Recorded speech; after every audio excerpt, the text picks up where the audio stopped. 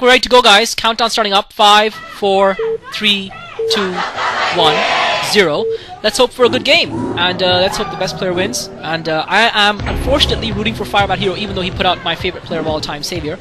And it looks like we've got starting positions that are right next to each other, so you can expect Protoss drop play to play a lot of significance in this matchup. We've seen other Protoss players and Bisu indeed use drop play on this map quite effectively in terms of dropping a couple Dark Templar in and Reaver drops. And we can expect more of the same this time around. Just for reference, we do have Firebat Hero starting up at the 12 o'clock position and Stork starting up at the 2 o'clock position. So I am rooting for Firebat Hero, even though you know, I'm a huge fan of Storks, especially since he plays such amazing StarCraft. And I would like to see a nice, you know, the thing is, I don't want to see a mirror matchup in the final. I would like to see Terran versus Protoss. I don't want to see Stork versus Bisu because it's a mirror matchup. And I think generally speaking, mirror matchups are a bad idea. And I think a mirror matchup in the final would reflect the imbalance of the maps of the tournament. That's what I feel it would do.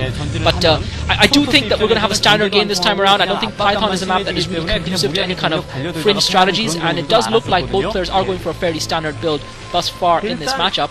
And I think Firebat Hero would have regained a lot of confidence because he played a standard build last time around. He got carrier rushed and he still managed to come out on top. So I think that would have given him a world of confidence in his standard play. And I think he feels after that match that maybe he can win with a standard game against Stork. Certainly it didn't look like he felt he could achieve that in those first two games. And as we saw with 910, I don't think 910 ever felt he could achieve that. And let's just hope Firebat Hero doesn't decide to take another leaf out of 910's book, as he's been doing all this day thus far, and decide to build two proxy factories in the middle of nowhere that actually serve little to no purpose, and still manage to be behind. I don't know how he achieved that. I don't know, actually, I wanted to comment on that game, I'm sorry. I just don't know how it's possible for a professional StarCraft player of the caliber that supposedly 910 is to have actually built two proxy factories while Stork fast expanded and still be behind. What the hell is up with that? That's just insane. Doesn't make any sense. Stork had more units on the ground when 910's push came, even though Stork expanded and 910 didn't. And I think it just goes to show how crap he is. And you know, unfortunately, seeing that game, that crap play by 910 makes me worry about Zelos. You've got to think, well, if 910 is this bad and he managed to beat Zelos, what does it say about Zelos? But I suppose the fact is that in StarCraft, you can be great at one matchup and bad at others, and maybe that was the deciding factor on that occasion. Definitely looks like both players were going for standard builds. Stork once again scouting very early. This is a pattern we've seen from a lot of good Protoss players recently, and I think they've learned that lesson. And it's just, you know, it's just incredible. And I'm sorry I'm getting sidetracked here, but it's absolutely incredible to note how a player like Boxer can change the face of StarCraft even today. And great. And Stork is building a pylon at the bottom of the map at around the 8 o'clock base, the 7 o'clock base, and it looks like he's going to be hiding his tech there. So a bit of a risky strategy, because because Firebat Hero has yet to scout, and I think okay, unfortunately for Firebat Hero, and Stork is going for a Dark Templar rush, and this will be huge trouble for Firebat Hero. Last time around, though, he did prepare adequately for something like that. Stork has blocked off his ramp. I think what Stork might do very intelligently is allow Firebat Hero up that ramp when he's ready, and might deceive Firebat Hero in terms of the strategy he's going for. But Stork is going for a Dark Templar because he is built a Citadel of Adon at the bottom of that base, and I think Firebat Hero, if he goes for a siege tank first, if he doesn't get vultures and spider mines, is going to find himself in a little bit of trouble. He's building two factories though, so it looks like Firebat Hero might be going for a different strategy than we anticipated here. We did see Firebat Hero going for two factories with machine shops and mass siege tanks versus versus UV on this map, and this time he's going to get screwed. He needs to get vultures, he needs to get spider mines, because those Dark Templar are going to be out any time now, and Stork has put up that Templar archives, so Firebat Hero not with a lot of time. He is going for that machine shop. He is building the second factory as well. He might find himself in a lot of trouble, and it looks like Stork might be building another proxy pylon, and this time the proxy pylon is in the 10 o'clock position, and I think he's going to probably build a shuttle there for a Dark Templar drop, although he doesn't even need to drop at this stage because Firebat Hero has absolutely no defense versus Dark Templar. He's going to realize the fact that Stork did go for, okay,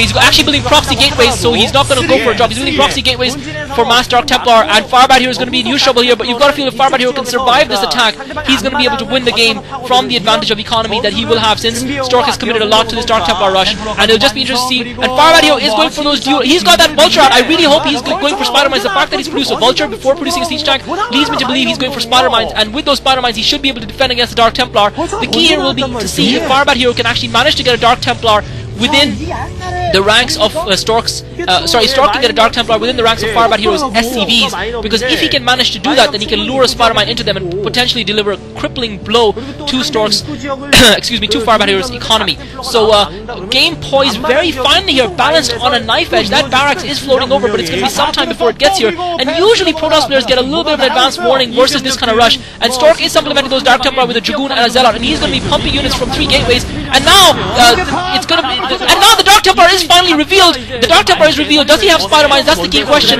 That machine shop was whirring away, and it's whirring away still. It doesn't look like he's got Spider Mines yet. This is going to be troublesome. He needs to put some mines down on that ramp. He needs to plant mines on that ramp to stop, and he's bringing SCVs out, so his own Spider Mine might serve problematic for him here. That Dark Templar trying to get up that ramp, and Firebat Hero bringing those SCVs out. If at the very least he can take down those and he has now got Spider Mines. So Firebat Hero now has Spider Mines. He's managed to take down the Zealot. He's happy enough with that. He's microing those SCVs away. He's got Spider Mines. The Dragoon is going to try and eat up those Spider Mines. The Dragoon needs to those Spider Mines. Shoot up the Dark Templar, come in.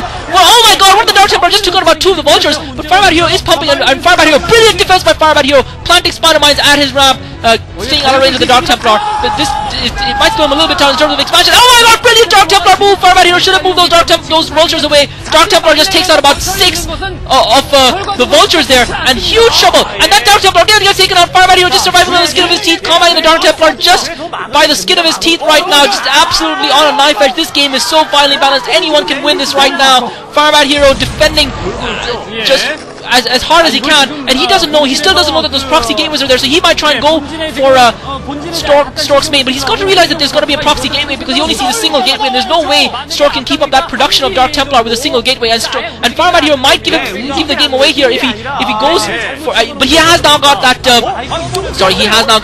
comsat up, and one of Stork's Dark Templar are stuck. 2 of Stork, oh my god, horrible for Stork, horrible luck for Stork. His Dark Templar 3, he got 2 Dark Templars stuck behind that gateway, and he was forced to kill it. Horrible, bad luck for Stork. I cannot believe that's happened to him. That's just unfortunate.